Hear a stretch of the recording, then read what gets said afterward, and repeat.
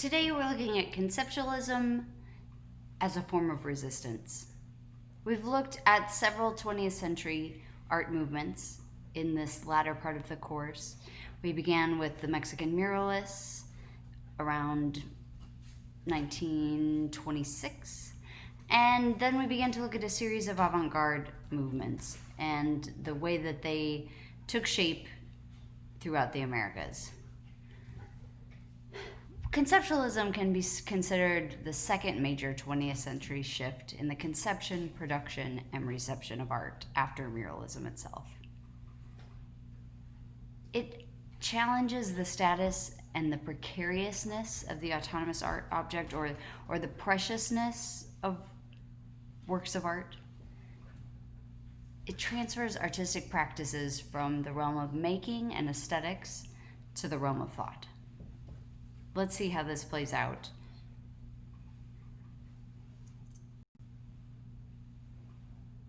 Solowitt, one of the perhaps best known conceptual artists whose work showed between North America and Europe, says this of conceptual art.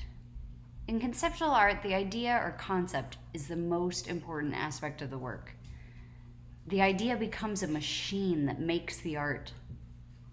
It's such a visceral visual image, right? Almost like, a copy machine producing one page after the other, or you could imagine a factory setting with just one object after the other being pumped out by this idea machine. It's a very different way of thinking of art as well. There's no paint involved here. There aren't canvases, there aren't any walls.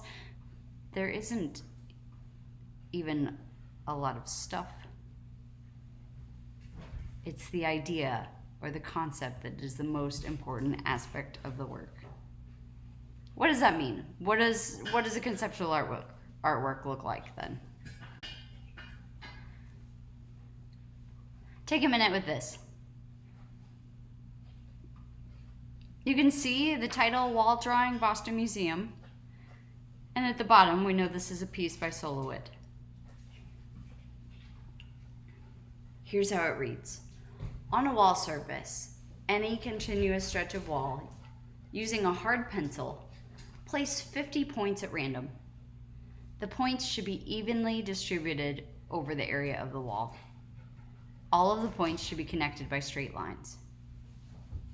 Now, with the quick introduction I've just given to conceptualism, and with Solowitt's own definition, that the idea becomes a machine that produces the art, what is the artwork that we're looking at here? Is it this piece of paper with instructions?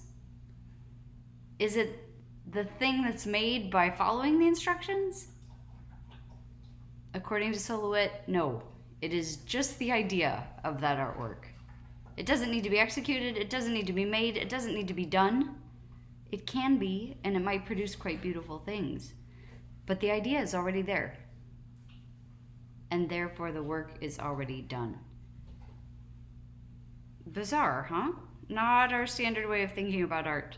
It would be as if someone who paints landscapes, instead of painting a field of wheat with a forest edging up above a hill in the background, with some lovely sunlight coming in from the left and reflecting on a small pond at the very forefront of the image.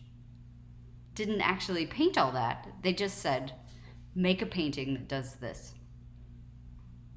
And the artwork, if it was a conceptual piece, would already be done. Crazy, huh? Let's see another example. Here in another piece, this one executed in 2013 with Solowitt's name on the bottom.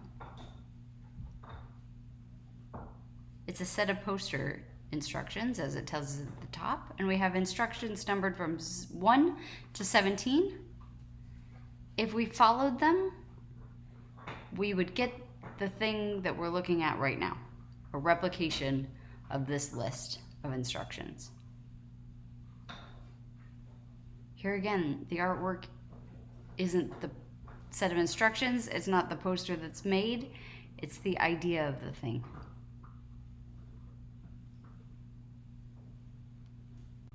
All right, to really get into this, it's your turn now. Create a series of instructions for an artwork. Be precise in your instructions. And then test them out on a neighbor, a friend, a family member, someone who you are either safe COVID-wise with, or this works by email. Send someone an email, have them perform the project, and send you a picture, text you a picture back. And then send it to me if you're an async student. I want to see how it worked out, what you thought. If you're doing this in person with someone else, just give them the written instructions or read them out to them. Don't point, shape, or try to bend what they make. Just the instructions. Okay, I look forward to hearing how it goes.